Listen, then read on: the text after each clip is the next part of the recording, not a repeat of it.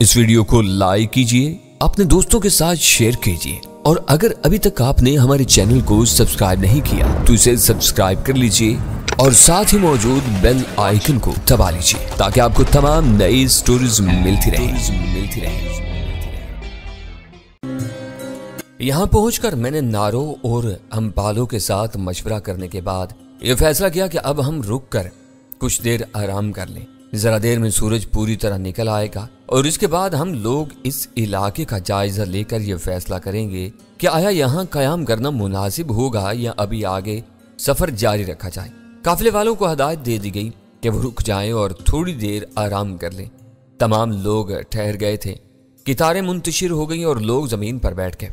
कुछ लोग लेट गए थे, सबके सब काफी थक चुके थे और इन्हें आराम और ग़िज़ा की जरूरत थी।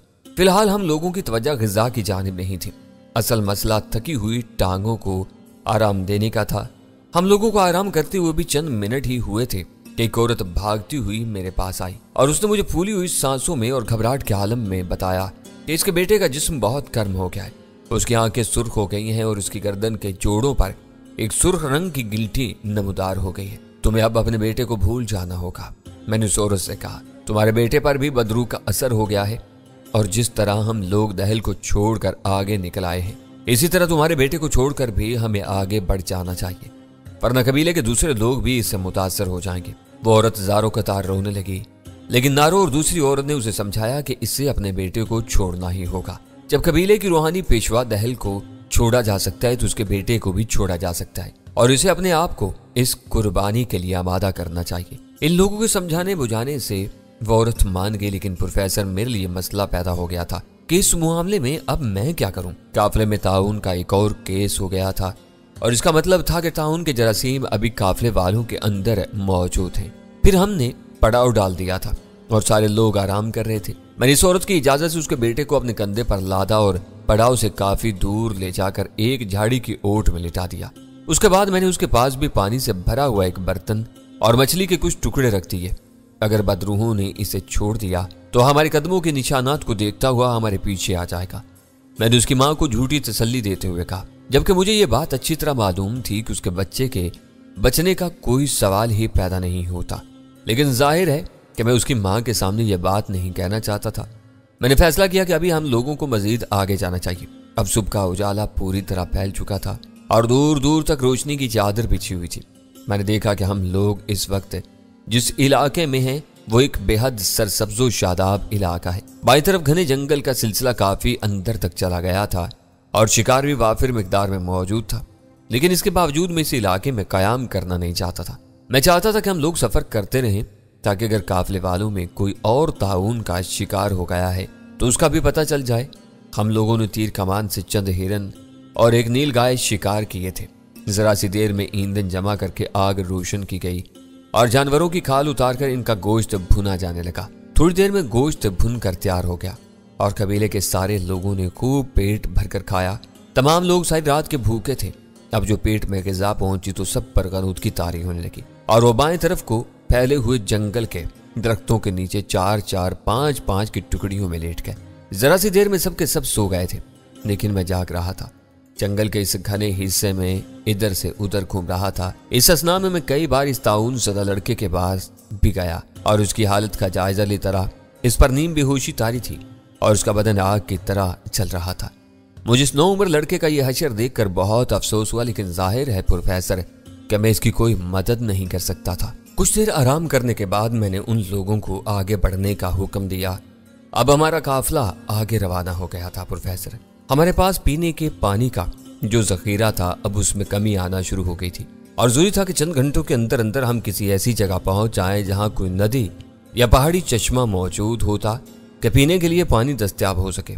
मुझे दिल ही दिल में इस बात का खौफ भी लाहक था कि अब कोई नया आदमी ताउन का शिकार न हो जाए। दोपहर हो चुकी थी और हमारा सफर जारी था। तब अचानक नारो और अम्बालो रुक गए। मैंने सवालिया निगाहों से उनकी तरफ देखा। यहाँ करीब ही कहीं पानी मौजूद है। नारो ने कहा, मैं पानी के बहने की आवाज सुन रही हूँ और मैं भी पानी के बहने की आवाज सुन रहा हूँ और हवा में पानी की खुशबू महसूस कर रहा हूँ। अम्बालो ने कहा, मैं सख्त हैरत ज़दा हो गया प्रोफेसर। हकीकत यह है कि मेरे फरिश्तों को भी इस बात का अंदाजा नहीं था कि करीब कहीं पानी मौजूद है।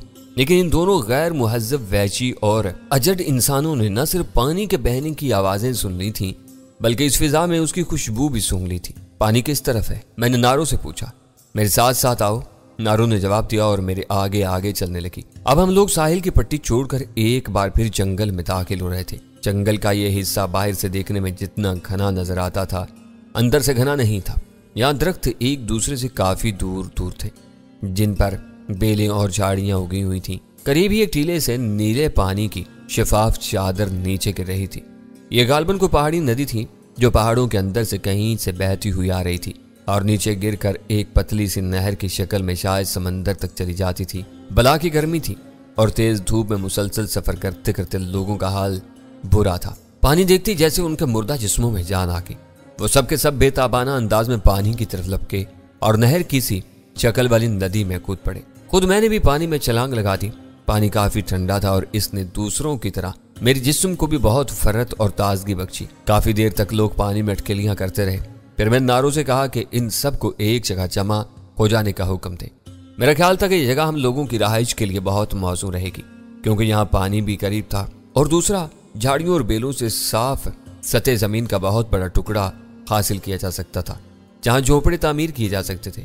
مجھے یقین تھا کہ اس علاقے میں شکار کی بھی فراوانی ہوگی۔ سمندر بھی زیادہ دور نہیں تھا اور مچھلیاں پکڑی جا سکتی تھیں۔ میری ہدایت کے مطابق نارو نے تمام لوگوں کو ایک جگہ جمع کر لیا۔ سب سے پہلے میری بات غور سے سن لو، شنتولا قبیلے کے لوگوں۔ نارو نے اچانک سب لوگوں کو مخاطب کر کے کہا۔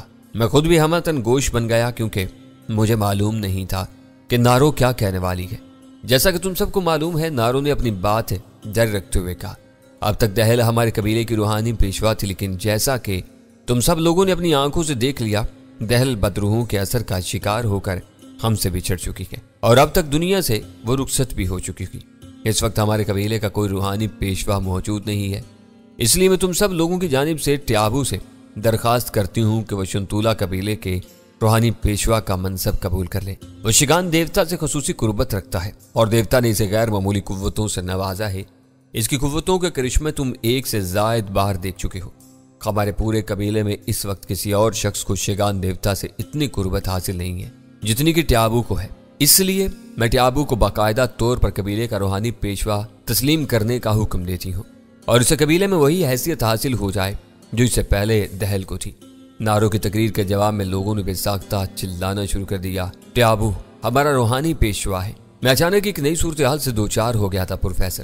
نارو نے مجھ سے پوچھے بغیر مجھے قبیلے کا روحانی پیشوا مقرر کر دیا تھا اور وہ بھی اس انداز میں کہ میرے لیے اس منصب کو قبول کرنے کے علاوہ اور کوئی چارہ نہیں تھا۔ لیکن اگر دہل کو بدروحوں سے نجات مل گئی ہو اور وہ ہمارے قدموں کے نشانات پر چلتی ہوئی دوبارہ ہمارے پاس آ گئی تو اس صورت میں قبیلے کا روحانی پیشوا کون ہوگا؟ ایک عورت نے نارو سے سوال کیا۔ نارو کے کچھ کہنے سے پہلے ہی میں نے اس عورت کے سوال کا جواب دیا۔ اگر ایسی صورتحال پیش آ گئی تو میں فوراً ہی دہل کے حق میں دستبردار ہو جاؤں گا۔ میں نے کہا ویسے تو میں یہ چاہتا ہوں کہ انہی میں سے کسی کو قبیلے کا روحانی پیشوا بنا دیا جائے، مجھے ذمہ داری سے الگ ہی رکھا جائے تو بہتر ہے۔ ایسا ہو نہیں سکتا، ایسا نہیں ہو سکتا۔ ہر طرف سے آوازیں بلند ہونے لگیں، ٹیابو ہمارا روحانی پیشوا ہے۔ تو گویا اب یہ بات طے ہو چکی ہے کہ آج سے ٹیابو شنتولا قبیلے کا روحانی پیشوا ہوگا۔ یہ ٹیابو ہی تھا جس نے چوہے کو ناچتے ہوئے دیکھ کر شگان دیوتا کا اشارہ سمجھ لیا تھا اور ہم سب لوگ ایک بڑی مصیبت سے بچ گئے جس سے ہمیں ٹیابو نے نجات دلائی۔ یہ ٹیابو ہی تھا جس نے یہ بات ہمیں پہلے ہی بتا دی تھی کہ بدرو جس شخص پر حملہ آور ہوگی اس شخص کا کیا حال ہوگا۔ ٹیابو کے بیان کے مطابق وہ حال ہم میں سے 2 انسانوں کا ہو چکا ہے، اس لیے ٹیابو کی روحانی قوتوں پر پورا بھروسہ کیا جا سکتا ہے۔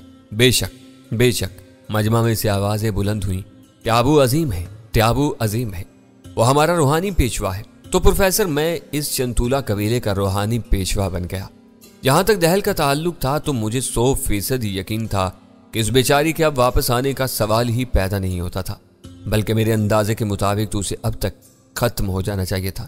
لیکن ظاہر ہے کہ میرے لیے شنتولا قبیلے کا روحانی پیشوا بننا کوئی معنی نہیں رکھتا تھا۔ مجھے تو اصل فکر یہ دامن گیر تھی کہ کہیں طاعون کا کوئی اور کیس نہ ہو جائے۔ اب تک کئی افراد طاعون کا لقمہ بن چکے تھے اور یقین کے ساتھ یہ بات نہیں کہی جا سکتی تھی کہ ابھی کتنے لوگ اس کا شکار ہوں گے۔ میں دل ہی دل میں دعا کر رہا تھا کہ اب کوئی اور شخص بیمار نہ پڑ جائے۔ لوگ چونکہ کافی تھک چکے تھے، لہٰذا میں نے یہی مناسب سمجھا کہ انہیں کچھ دیر آرام کرنے کا موقع دیا جائے اور اس کے بعد اگلا کام کیا جائے۔ میں نے اور نارو نے گھوم پھر کر سارے علاقے کا جائزہ لیا۔ بے حد سرسبز و شاداب اور تر و تازہ علاقہ تھا۔ گھنا جنگل دور دور تک پھیلا ہوا تھا جو ہزارہ اقسام کے درختوں، بیلوں، جھاڑیوں اور پیڑ پودوں سے بھرا ہوا تھا۔ درختوں پر ہزارہ اقسام کے پرندے چہچہا رہے تھے۔ ادھر سے ادھر بھاگتے ہوئے مختلف جانور بھی نظر آ رہے تھے۔ جس جگہ ہم لوگ رکے ہوئے تھے وہاں بآسانی تھوڑی سی محنت کے بعد خاصی خالی جگہ تیار کر کے جھونپڑے تعمیر کیے جا سکتے تھے۔ یہ جگہ ہماری رہائش گاہ کے لیے بڑی موزوں رہے گی، نارو نے مجھ سے کہا۔ بلکہ میں تو یہاں تک کہوں گی کہ شاید یہ ہماری پرانی والی جگہ سے بھی زیادہ بہتر ثابت ہوگی۔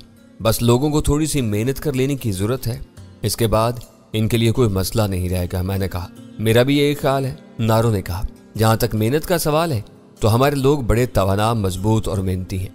وہ محنت سے بالکل نہیں گھبراتے۔ مجھے یقین ہے کہ وہ دیکھتے ہی دیکھتے یہاں ایک نئی بستی تعمیر کر لیں گے۔ میں اور نارو چلتے چلتے درختوں کے اندر کافی دور تک چلے گئے تھے۔ اچانک نارو نے اپنے نتنے پھڑپڑا کر کچھ سونگنے کی کوشش کی اور اس کے ساتھ ہی اپنے سر کو ادھر ادھر ہلانے لگی، گویا کانوں کی مدد سے کوئی خاص آواز سننا چاہتی ہو۔ میں اس کی اس کیفیت پر اگرچہ متعجب ضرور ہوا تھا، لیکن ساتھ ہی میں یہ بھی سمجھ گیا تھا کہ کوئی نہ کوئی خطرے کی بات ضرور ہے۔ آ اٹھے ابو، نارو نے میرا ہاتھ پکڑتے ہوئے کہا۔ ان کی تعداد بہت زیادہ معلوم ہوتی ہے، ہمیں جلد از جلد اپنے لوگوں کے پاس پہنچ جانا چاہیے۔ کن کی تعداد کی بات کر رہی ہو نارو؟ میں نے اس سے سوال کیا۔ نارو نے میری بات کا جواب دینے کی بجائے میرا ہاتھ پکڑ کر مجھے گھسیٹنا شروع کر دیا۔ وہ جلد از جلد اپنے قبیلے والوں میں پہنچ جانا چاہتی تھی۔ کوئی دوسرے لوگ ہمارے چاروں طرف سے آ رہے ہیں، نارو نے چلتے چلتے کہا۔ میرے اندازے کے مطابق ان کی تعداد بہت زیادہ ہے، وہ ہمیں نقصان پہنچا سکتے ہیں۔ ہمیں جلد از جلد اپنے لوگوں کے پاس پہنچنا چاہیے، انہیں اس بارے میں بتا دیں تو بہتر ہے۔ تھوڑی دیر میں ہم لوگ قبیلے کے باقی لوگوں سے جا ملے تھے۔ یہاں میں نے لوگوں کے درمیان اضطراب کی زہر کو صاف محسوس کیا تھا۔ ان کی کیفیت بھی نارو کی کیفیت سے چندہ مختلف نہیں تھی۔ وہ خاصے خوف زدہ نظر آ رہے تھے۔ ان سب نے اپنے اپنے ہتھیار پہلے ہی سنبھال لیے تھے، گویا ان کی حسی قوتوں نے انہیں آنے والوں کے بارے میں آگاہ کر دیا تھا۔ ان کی سماعتوں نے وہ آوازیں سن لی تھیں جن کو میرے کان نہیں سن سکے تھے۔ ان کی قوت نے اس بو کو محسوس کر لیا تھا جسے میری ناک نہیں سونگھ سکتی تھی۔ ان جنگلیوں کی قوتیں بھی بڑی عجیب و غریب تھی پروفیسر۔ میں اور نارو بھی قافلے میں شامل ہو گئے اور ہم سب لوگ ایک ہی جگہ جمع ہو گئے۔ مرد اور عورتیں دونوں اپنے اپنے ہتھیار اور تیر کمان وغیرہ سنبھالے ہوئے تھے۔ نارو نے مجھ سے بھی کہا کہ میں بھی کوئی ہتھیار لے لوں، لیکن میں نے اسے بتایا کہ مجھے اس کی کوئی ضرورت نہیں ہے۔ اچانک بڑے زور سے ڈھول بجنے کی آواز سنائی دی اور پھر چاروں طرف سے جیسے حشرات الارض کی طرح انسان ابلنے لگے۔ وہ نہ جانے کن کن گوشوں سے نکل کر آ رہے تھے اور اپنے برہنہ جسموں کو مختلف رنگوں سے رنگے ہوئے وحشی جو طرح طرح کے ہتھیاروں سے مسلح تھے، وہ خوفناک آوازیں نکالتے ہوئے ہماری طرف بڑھ رہے تھے۔ ان کے ہاتھوں میں جو ہتھیار تھے وہ سب کے سب لکڑیوں، ہڈیوں اور پتھروں کے بنے ہوئے تھے، گویا یہ لوگ بھی ان دیگر قبائل سے زیادہ ترقی یافتہ کسی صورت بھی نہیں تھے کہ جن سے اب تک میرا سابقہ پڑ چکا تھا۔ ان لوگوں کی تعداد ہمارے قبیلے سے کوئی دگنی یا ڈھائی گنا ہوگی۔ وہ سب کے سب مسلح تھے۔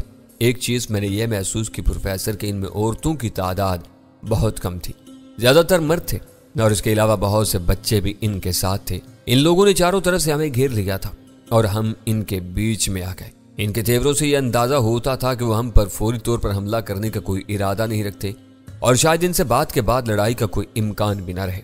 میں نے دیکھا کہ وہ سب کے سب مجھے اور دوسرے لوگوں کو بڑی حیرت سے دیکھ رہے تھے۔ میرے جسم کی رنگت اور نارو کا تنوتوش ان کے لیے گہری دلچسپی کا باعث تھا۔ ان تمام لوگوں میں کوئی ایک بھی مرد ایسا نہیں تھا جو اپنے تنوتوش کے لحاظ سے نارو کا مقابلہ کر سکتا۔ نارو سب پر بھاری نظر آ رہی تھی اور میرے جیسے رنگ و روپ کے انسان کا تو ان کے درمیان وجود ہونے کا سوال ہی پیدا نہیں ہوتا تھا۔ ان میں سے ایک شخص دوسروں سے اس لحاظ سے ممتاز نظر آتا تھا کہ اس کی کمر کے گرد ایک ڈوری بنی ہوئی تھی اور اس میں بہت سے رنگین پر لگے ہوئے تھے۔ وہ آگے بڑھا اور ہم لوگوں سے مخاطب ہو کر کہنے لگا، تم لوگوں کا سردار کون ہے؟ سامنے آ جائے۔ نارو 2 قدم آگے بڑھ کر کھڑی ہو گئی۔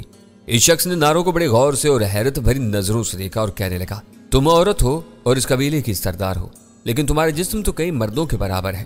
تمہارا نام کیا ہے؟ نارو نے اپنا نام بتایا۔ اس شخص نے اپنا نام کمباڑا بتایا اور اس نے کہا کہ وہ اپنے قبیلے کا سردار ہے اور اس کا قبیلہ اسی جنگل میں تھوڑی دوری پر آباد ہے۔ تم لوگ کون ہو اور کہاں سے آئے ہو؟ تم ہمارے قبیلے کے علاقے میں کس طرح داخل ہو گئے؟ کمباڑا نے پوچھا۔ کمباڑا اور نارو کو آپس میں بات چیت کرتے ہوئے دقت پیش آ رہی تھی کیونکہ ان کی الگ الگ بولیاں تھیں، تاہم ان کی زبانوں میں मुश्तरका अल्फाज का इतना जखीरा मौजूद था कि वो एक दूसरे के माफिल ज़मीर को समझ सकते थे। बहरहाल इस मौका पर मैंने इनकी मदद करना अपना फर्ज समझा। मैं 2 कदम आगे बढ़ा और नारों के बराबर खड़ा हो गया। मैं शंतूला कबीले का रूहानी पेशवा ट्याबू हूँ। मैंने उस कबीले की जुबान में कहा। कंबाड़ा मुझे अपने कबीले की जुबान बोलते देखकर हैरान रह गया था। तुम हमारे कबीले की इस कदर उम्दगी के साथ जुबान बोल सकते हो? उसने हैरत से कहा, मैंने तो तुम्हें अपने कबीले में कभी नहीं देखा। तुम्हारा हमसे कभी कोई ताल्लुक नहीं रहा। क्या तुम्हारे बाप दादा नानी दादी में से किसी का ताल्लुक हमारे कबीले से था? ऐसी कोई बात नहीं है। मैंने उसके सवाल को अहमियत न देते हुए कहा, तुम ये बताओ कि हम लोगों से क्या चाहते हो? यही सवाल मैं तुम लोगों से करना चाहता हूँ, उसने सर्द लहजे में कहा। यह इलाका हमारा है और हम एक जमाने से यहाँ रहते चले आए हैं। हमारे इलाके में तुम सब लोगों की आमद का क्या मकसद है? क्या तुम हमसे हमारा इलाका छीनना चाहते हो? ऐसी कोई बात नहीं है, मैंने पुरस्कून लहजे में जवाब दिया। बात यह है कि हम लोग यहाँ से काफी दूर रहते हैं। हमारे कबीले का नाम शंतूला है और हमारी सरदार नारो नामी औरत है। जिस जगह हमारा कबीला आबाद था वहाँ बदरूहों का कब्जा हो गया है और इन बदरूहों ने हमें वहां से निकलने पर मजबूर कर दिया। हम लोग किसी नई जगह की तलाश में हैं जहाँ करीब ही पानी भी मौजूद हो और हम लोग अमन और सुकून से जिंदगी गुजार सके। हमारा किसी से लड़ने झगड़ने का कोई इरादा नहीं है और ना ही हम किसी दूसरे की जमीन पर कब्जा करना चाहते हैं। हमें तो सिर्फ रहने के लिए जगह चाहिए। हमें नहीं मालूम था कि ये इलाका तुम लोगों का है। हम यहाँ से चले जाएंगे और अपने लिए कोई और जगह तलाश कर लेंगे। तुम्हारे इलाके में बदरूहों ने कब्जा कर लिया? कंबाड़ा ने हैरत और खौफ के मिले जुले जज्बात में पूछा। उसकी निगाहें अपने साथियों में से एक शख्स पर जम कर रह गई थीं, जो अपने गले में हड्डियों और खोपड़ियों के कई हार डाले हुए था और उसने अपने आप को नीले पीले रंगों से रंगा हुआ था। और तुम्हारे कबीले में कोई ऐसा शख्स नहीं था जो इन बदरूहों को भगा सके? उस शख्स ने पहली बार गुफ्तगू में हिस्सा लेते हुए मुझसे पूछा। मैंने गौर से उसकी तरफ देखा। ये नरमस है, कंबाड़ा ने गोया उसका हमसे तारुफ कराते हुए कहा। यह हमारे कबीले का सबसे बड़ा जादूगर है और उसके सामने कोई बदरू ठहर नहीं सकती। हमारे देवताओं ने हमें पहले ही इशारा दे दिया था और हमने इसके हुक्म पर वो इलाका छोड़ दिया है।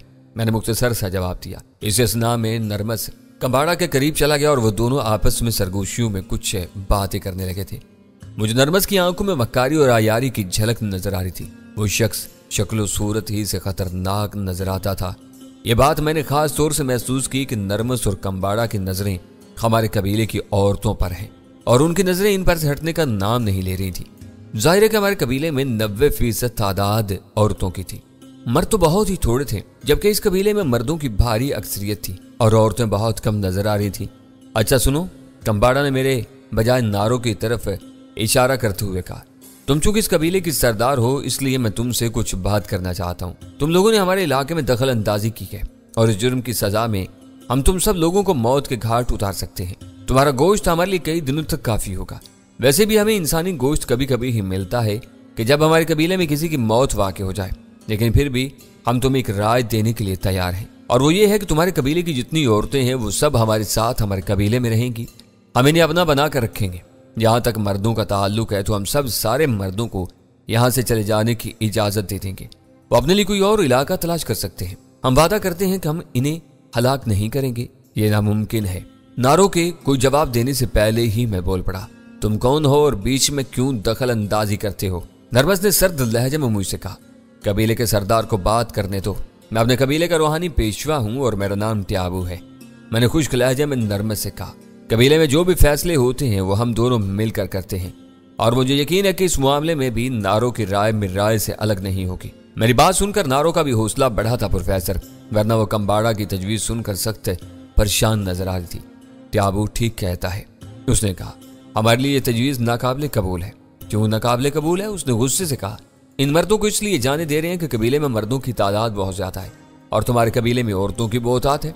हम लोग मिलजुल कर रहेंगे। हम तुम्हें पनाह देंगे और तुम हमारे कबीले की तादाद में इजाफे के लिए बच्चे पैदा करना। अगर तुम इन औरतों को अपने साथ रखना चाहते हो तो इसके लिए जरूरी होगा तो हमारे सारे मर्द भी यहीं रहें। नारों ने संजीदगी से कहा। हम लोग मिलजुल कर रह सकते हैं। हमारी बस्तियां अलग अलग होंगी लेकिन हम आपस में ताल्लुकात रखेंगे। नारो ठीक कहती है, मैंने उसकी बात की तायद करते हुए कहा। हम सब लोग मिलजुल कर भी तो रह सकते हैं।